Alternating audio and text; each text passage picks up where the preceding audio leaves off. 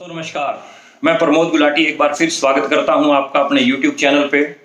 पिछले 17 साल से मैं इस इंडस्ट्री के अंदर हूं नेटवर्क मार्केटिंग में। नेटवर्क मार्केटिंग में मैंने खूब मीटिंग अटेंड की, खूब ट्रेनिंग्स अटेंड की। उन बातों में से कुछ बातें मैं आज आपके साथ में करने के लिए आया हूं और एक महत्वपूर्ण पॉइंट है, वो है अपलाइन की वैल्यू। साहब, आप अपने अपलाइन की कितनी वैल्यू करते हैं? आप अपने अपलाइन की, आपके दिल में क्या रिस्पेक्ट है? उन कुछ पॉइंट्स को मैं आपके बीच में लेके आया हूं। यदि ये 25 काम अगर आप कर रहे हैं तो नो डाउट आप इस व्यवसाय में शीर्ष पर जाने वाले हैं। तो ज्यादा टाइम न लगाते हुए उन पॉइंट्स के ऊपर बात करते हैं कि वो 25 पॉइंट क्या है। आप अपने अपलाइंस का रिगार्ड कैसे करते हैं? सबसे पहले पॉइंट की अगर मैं बात करता हूं तो अपने अपलाइन की दिल से रिस्पेक्ट करें। मतलब फॉर्मेलिटी वाली रिस्पेक्ट नहीं होनी चाहिए। उसमें ये नहीं होना चाहिए कि भाई उनको दिखाने के लिए उनकी रिस्पेक्ट आप कर रहे हो। जो भी करो दिल से करो, और दिल से बात निकलती है वही दिल तक जाती है। ऊपर से निकली हुई बात ऊपर से ही निकल जाती है। दूसरा, जब आप अपने सीनियर से बात कर रहे हो तो उस समय मोबाइल का उपयोग ना करें। हमने कई बार देखा है कि कई लोग सीनियर से बात करते हैं तो मैसेज में लगे रहते हैं। सीनियर बोल रहा है और वो मैसेज चेक कर रहा है, मैसेज देख रहा है। तो आपके लिए सीनियर से ज्यादा मैसेज इंपॉर्टेंट है, आई थिंक। तो आप अवॉइड कीजिए इस चीज को, बहुत बुरी बात है ये। नंबर 3, हमेशा उनकी तारीफ करो और उनको बढ़िया समाचार सुनाओ। मतलब नेगेटिव बातें कम से कम करने की कोशिश करो। क्योंकि ऐसा अक्सर होता नहीं है। जो भी नेगेटिव बात होती है वो सीनियर के आगे ही की जाती है। चलिए ठीक है, कुछ आपके चैलेंजेज हैं, कुछ प्रॉब्लम्स हैं, उनको आपको सोल्व करना है। लेकिन हर समय हम अगर नेगेटिव बात करेंगे तो वो ठीक नहीं है। मेरे हरियाणा में कहावत है कि रोंदा जाएगा मरे की खबर ले आएगा।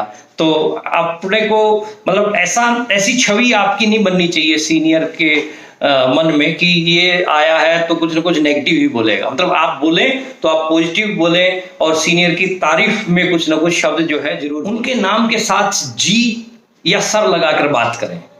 तू तड़ाक वाली लैंग्वेज अपलाइन के लिए ठीक नहीं है, बेकार है, और वो इस इंडस्ट्री से आपको आउट करने वाली है। उनके द्वारा जो भी आपको गाइडलाइन दी जाती है और जो भी प्लानिंग आपको दी जाती है उसका पालन करें। बट लेकिन किंतु परंतु ऐसे वैसे में मत घुसें। जो आदेश आ गया उसको सर मत्थे रख के और उसके ऊपर जो है अपने को पालन करना चाहिए। उनके साथ कभी भी ऊंची आवाज में बात ना करें। सीनियर अपलाइन के साथ कभी भी ऊंची आवाज में बात नहीं करनी चाहिए। कुछ लोग कर देते हैं। कभी भी उन्हें, मतलब सीनियर को आंखें मत दिखाएं। साहब, आपका जो अपलाइन है वो पिता तुल्य होता है, पिता तुल्य है साहब। क्या हम अपने पिताजी को कभी आंखें दिखाते हैं, कभी ऊंची आवाज में बात करते हैं? 8वां जो पॉइंट है कि उनके प्रति हमेशा कृतज्ञता का भाव रखें। हमेशा कृतज्ञता का। मैं अपने अपलाइन के प्रति कृतज्ञता का भाव रखता हूं। आज प्रमोद गुलाटी अपनी चमड़ी के जूते बना के भी अपने अपलाइन के पैरों में डाले तो भी एहसान नहीं चुका सकता भाई।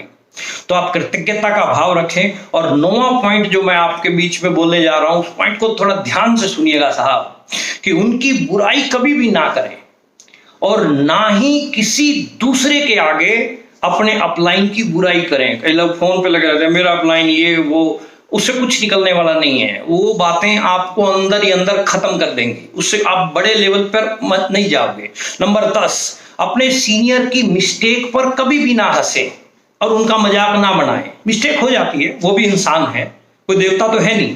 अगर उससे कोई मिस्टेक हो गई तो उसका मजाक मत बनाएं, उस पर हंसे मत, उसको इग्नोर करें। नंबर 11, हर समय उनके बताए हुए कार्य को करने के लिए तैयार रहें। जो भी आपको बात बोली अपलाइन है, यस सर बोल के और उसके ऊपर काम कर दो। बट लेकिन किंतु परंतु नहीं। नंबर 12, समय समय पर उनके पास जाकर काउंसलिंग करें, मिलते रहें, टाइम टू टाइम उनके साथ मुलाकात जरूर करें। नंबर 13, जो बातें उन्हें पसंद हो उन्हीं की चर्चा करो। उनके सामने बार बार वो बातें ना करो जिनसे उनका दिल दुखता हो। यानी कोई मैटर है आपका, कभी हुआ था, कोई कभी भूतकाल वाला मामला है, और कई लोगों की हैबिट होती है कि बार बार उसी बात को आगे उठा के रखें। बार बार महिलाओं की तरह उसी बात को आगे उठा के रखें। कोई महिला सुन रही है तो माफी चाहते हैं।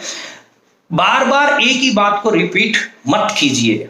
जो हो चुका हो चुका, बीत गई सो बात गई, तकदीर का शिकवा कौन करे, जो तीर कमा से निकल चुका उस तीर का पीछा कौन करे। जो हो गया उसको भूल जाओ, मिट्टी पाओ। आगे के लिए जो है वर्किंग करने के लिए हमें तैयार रहना चाहिए। नंबर 14, उनके द्वारा कोई भी मैसेज आपको मिलता है, कोई व्हाट्सएप मैसेज मिलता है या कोई भी मैसेज मिलता है, तो उनके द्वारा भेजे गए कोई भी मैसेज हैं तो उनको ध्यान से पढ़ें, और जो सूचना अगर आपके लिए है तो उसके ऊपर इंप्लीमेंट करें, आपकी टीम के लिए है तो टीम में उसको फॉरवर्ड करें।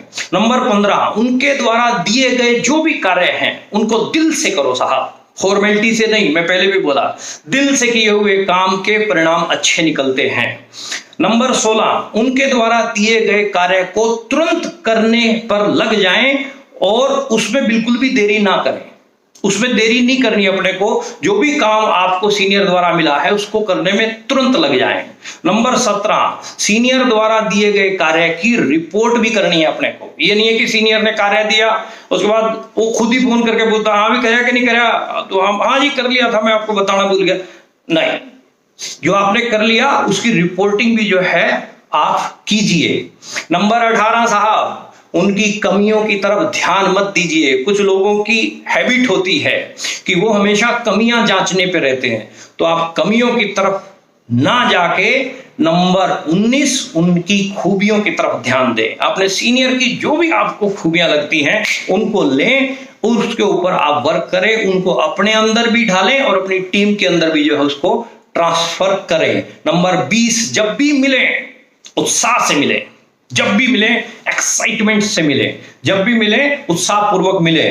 और नंबर 21, उनका सम्मान करें, चाहे वो आपसे उम्र में छोटे हैं चाहे उम्र में बड़े हैं। उम्र का कोई लेना देना नहीं है साहब इस इंडस्ट्री के अंदर। गुरु गुरु है, गुरु गोविंदो खड़े काके लागू पाए, बलिहारी गुरु आपने जिन गोविंद दियो मिलाए।